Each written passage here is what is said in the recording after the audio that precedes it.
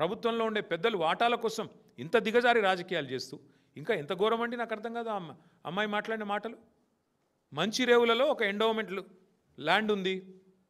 ఆ ల్యాండ్కు సంబంధించి ముఖ్యమంత్రి గారు తమ్ముడు మమ్మల్ని బెదిరిస్తున్నాడు ఓపెన్గా చెప్తుంది ఆమె.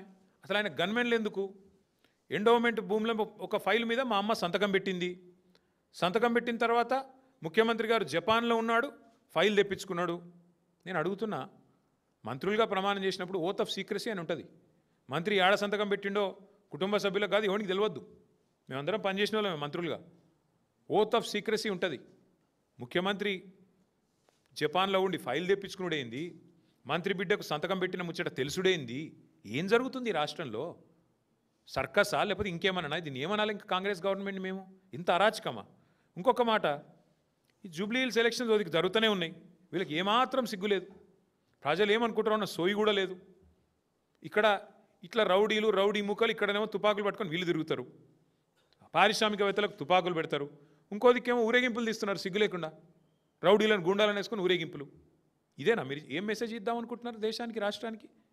ఇంతమంది పెద్ద పెద్ద రౌడీ ముక్కలను వేసుకొని ఊరేగింపులు తీసి హైదరాబాద్లో ట్రాఫిక్ని స్తంభింపజేసి ఏం చేద్దాం అనుకుంటున్నారు ఈ రాష్ట్రాన్ని? కేసీఆర్ గారు ముందే చెప్పినారు, వడ్డిచ్చిన విస్తార్ లాంటి రాష్ట్రం కుక్కలు చెప్పిన విస్తార్ చేస్తారు కాంగ్రెస్ గెలిస్తే అని. ఇవాళ ప్రజలకు అర్థమవుతుందని నేను అనుకుంటా ఉన్నా. చూడండి ఏం జరుగుతున్నదో, ఎంత అరాచకం జరుగుతున్నది. ఒక ఐఏఎస్ అధికారిని ఇవాళ విధి లేని పరిస్థితుల్లో ఆయన వాలంటరీ తీసుకొని పారిపోయే పరిస్థితి తెచ్చింది కాంగ్రెస్ ప్రభుత్వం. ఒక 8-9 ఏళ్ళు సర్వీస్ ఉండంగా ఒక మంచి నిజాయితీ గల అధికారి ఆయన రిజ్వీ గారు. ఇద్దరు ముఖ్యమంత్రి అల్లుడు, మంత్రి కొడుకు, ఇద్దరు పంచాయతీల ఒక ఐఏఎస్ అధికారి బలి. ఇంత అరాచకం. ఇంకా ఘోరం. ఎంత విచిత్రం అనిపిస్తుందంటే మాకు, క్యాబినెట్ సమావేశంలోనే తిట్టుకుంటున్నారంట. పొంగులేటి శ్రీనివాసరెడ్డి అంటే ఆయన మంత్రి గారు కుమార్తె చెప్తుంది, నా మాట కాదు ఇది. పొంగులేటి శ్రీనివాసరెడ్డి మా టెండర్ల తలదూర్చిండు. ఆమె కుల్లా చెప్తున్నది, ఏం సిగ్గుపడతలేదు. మా డిపార్ట్మెంట్ టెండరు అంటే వాళ్ళ ఇంటి పంచాయతీ లెక్కనే ఉంది ఇది. మా డిపార్ట్మెంట్ టెండరు, మేము మా ఓన్కి వేసుకోమని చెప్పినాం. మంత్రి ఫోన్ చేసిండు పొంగులేటి, మీరు టెండర్ వేయొద్దన్నాడు. అయినా మా వాడు టెండర్ వేసిండు. మా ఓన్కే టెండర్ వచ్చింది. వస్తే ఆయన కోపం వచ్చింది. కోపం వస్తే టెండర్ క్యాన్సిల్ చేసిండ్రు. ఎండోమెంట్ టెండర్ని తీసుకుపోయి R&Bలో తీసుకుపోయినరు.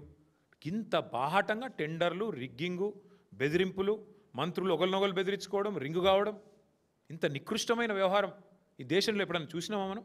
డైరెక్ట్గా మంత్రులు ఒకరి మీద ఒకరు ఆరోపణలు చేసుకోవడం. నేను అడుగుతా ఉన్నా, మరి పొంగులేటి శ్రీనివాసరెడ్డి ఇన్ని అరాచకాలు చేస్తుంటే, ముఖ్యమంత్రి ఇంత డైరెక్ట్గా దిగజారి పనిచేస్తుంటే ఏం చేస్తున్నారు నాకు అర్థం కాదు ఈ రాష్ట్రంలో పోలీసులు. ఈ రాష్ట్రంలో బీజేపీ వాళ్ళు ఏం బిక్తున్నారు? ఇంకొక మాట నేను అడుగుతున్నా, ఉత్తమ్ కుమార్ రెడ్డి పేరు తీసుకున్నది అమ్మాయి. నేను ఉత్తమ్ అంకుల్కి ఫోన్ చేసిన డెక్కన్ సిమెంట్స్ విషయంలో, ఆయన నాకేం తెలియదు అంటాడు. మరి ఉత్తమ్ కుమార్ రెడ్డిని ఎందుకు పిలిచి విచారించరు? ఉత్తమ్ కుమార్ రెడ్డిని పిలిచి పోలీసులు విచారించాల్సిన అవసరం లేదా? నీ నియోజకవర్గంలో డెక్కన్ సిమెంట్స్ విషయంలో అరాచకం జరుగుతుంది, అక్కడ తుపాకీ పెడతారు, ఈ రకంగా ఆరోపణలు ప్రత్యారోపణలు జరుగుతాయి, ఇదంతా ఓపెన్గా జరుగుతుంది. ఎందుకు ఉత్తమ్ కుమార్ రెడ్డిని విచారించరు? ఎందుకు రోహిన్ రెడ్డిని పోలీసులు విచారించరు? ఎందుకు OSD సుమంత్ని విచారించరు? ఇదేమన్నా మీ ఇంటి వ్యవహారమా, లోపల వ్యవహారమా? ఇంకోటి, ఇప్పుడు రిజ్వీ గారి గురించి కూడా నేను ఒకటి గుర్తు చేస్తా ఉన్నా మీకు.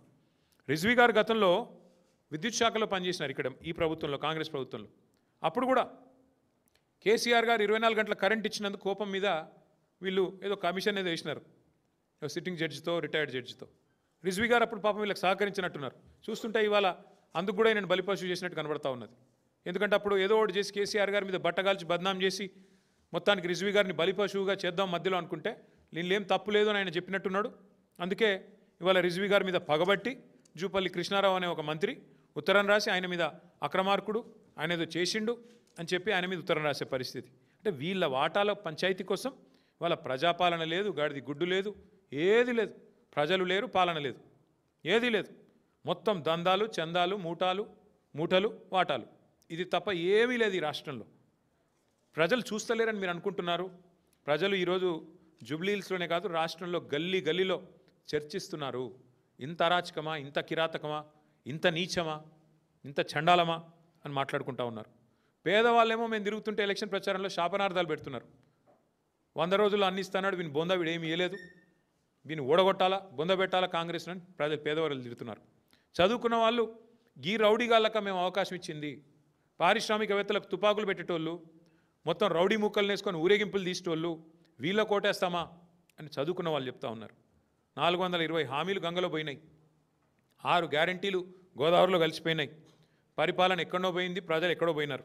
మొత్తం వ్యవస్థ మొత్తం అవినీతితో కుళ్ళిపోయి కంపు కొడతా ఉంది ఈరోజు ఈ రాష్ట్రంలో ప్రభుత్వం. మేము అగ్రికల్చర్ తీసుకొచ్చాం, తెలంగాణను అగ్రికల్చర్లో నెంబర్ 1 చేశాం, సాగునీరు అందించి కేసీఆర్ గారి నాయకత్వంలో. వీళ్ళు గన్ కల్చర్ తీసుకొచ్చారు, అగ్రికల్చర్ పోయింది, ఇప్పుడు గన్ కల్చర్ వచ్చింది తెలంగాణకి.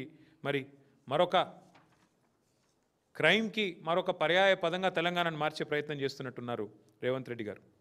నేను నిజంగా కూడా నా జీవితంలో నాకు 49 ఏళ్ళు, నేను రాజకీయాలని దగ్గర నుంచి 40 ఏళ్ళ నుంచి చూస్తున్నా, ప్రత్యక్షంగా పరోక్షంగా. మా నాన్నగారు పాలిటిక్స్లో ఉన్నారు కాబట్టి నేను ఎన్నడూ కూడా ఒక మంత్రి గారి ఇంటి మీదకి టాస్క్ ఫోర్స్ పోలీసులు పోవడం అర్ధరాత్రి, ఆ మంత్రి గారి కుమార్తె అక్కడ ఉన్న నిందితుడిని తప్పించడం, చివరికి మంత్రి గారే ఆ నిందితుడిని కారులో ఎక్కించుకొని తుర్రుమన్న విషయాన్ని మాత్రం నా జీవితంలో 40 ఏళ్ళలో నేనే చూడలేదు. మరి ఇక్కడ ఉన్న వాళ్ళు మీరు కూడా అనుభవం కలిగిన విలేకరులు ఉన్నారు, మరి మీరేమన్నా చూశారో నాకు తెలియదు. ఇంకోటి, సీఎం గారికి అత్యంత సన్నిహితుడైన వ్యక్తి రోహిన్ రెడ్డి, తెల్లారు లేస్తే ఆయన షాడోలాగా ఆయన వెంబడి తిరుగుతుంటాడు.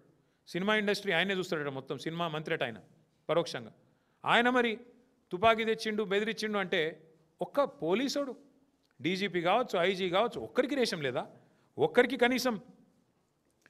కనీసం ఇది పట్టనట్టే ఉంటున్నారు, ఒక్కరికి కూడా కనీసం ఈ విషయంలో బాధ అనిపించట్లేదా? మేము మొత్తం పోలీస్ శాఖను అనట్లేదు, అందులో కూడా చాలామంది నిజాయితీ గల అధికారులు ఉన్నారు, మంచి వాళ్ళు ఉన్నారు, వాళ్ళకి నేను అప్పీల్ చేస్తూ ఉన్నా, వీళ్ళ అరాచకాలకు మీరు బలి కావద్దు. నేను మొత్తం ప్రభుత్వ అధికారులు అనట్లేదు, మొత్తం ఐఏఎస్లను ఐపీఎస్లు అనట్లేదు. 99% మంచి వాళ్ళే ఉన్నారు, 1-2% ఉంటారు. ఇవాళ వాళ్ళు ఎవరైతే ప్రభుత్వానికి ఈ